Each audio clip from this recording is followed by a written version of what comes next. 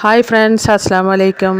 റെസ്റ്റോറൻറ്റിൽ നിന്ന് കിട്ടുന്ന അതേ രുചിയിൽ തന്നെ ഒരു മന്തി റൈസ് ഉണ്ടാക്കിയാലോ? അതിൻ്റെ വീഡിയോ ആയിട്ടാണ് ഞാനിന്ന് വന്നിട്ടുള്ളത്. അപ്പോൾ വീഡിയോ എല്ലാവരും സ്കിപ്പ് ചെയ്യാതെ കാണണേ. വീഡിയോ ഇഷ്ടമായാൽ എല്ലാവരും ഒപ്പം തന്നെ സബ്സ്ക്രൈബ് ചെയ്ത് സപ്പോർട്ട് ചെയ്യാൻ മറക്കല്ലേ. അപ്പോൾ നമുക്ക് നേരെ വീഡിയോയിലേക്ക് പോകാം. ഞാനിവിടെ 3 ഗ്ലാസ് ബസ്മതി റൈസാണ് എടുത്തിരിക്കുന്നത്. ആദ്യം തന്നെ റൈസ് അരമണിക്കൂർ വെള്ളത്തിൽ സോക്ക് ചെയ്യാൻ വെക്കുക.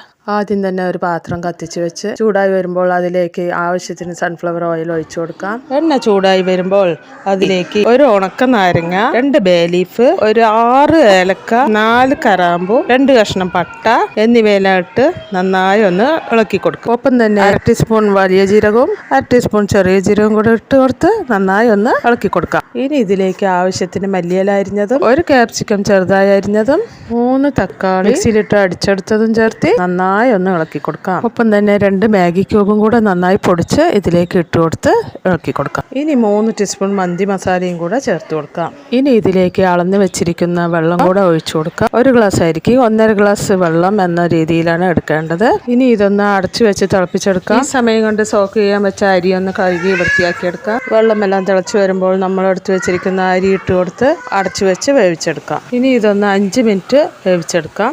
അപ്പോൾ നമ്മുടെ മന്തി റൈസ് റെഡിയായി വന്നിട്ടുണ്ട്.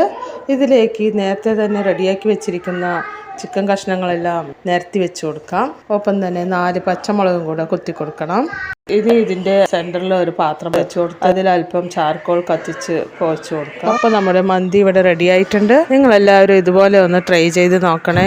ട്രൈ ചെയ്ത് നോക്കി ഫീഡ്ബാക്ക് അറിയിക്കാൻ മറക്കല്ലേ. മറ്റൊരു വീഡിയോ ആയിട്ട് വരുന്നവരിക്കും എല്ലാവർക്കും അസ്സലാമു അലൈക്കും.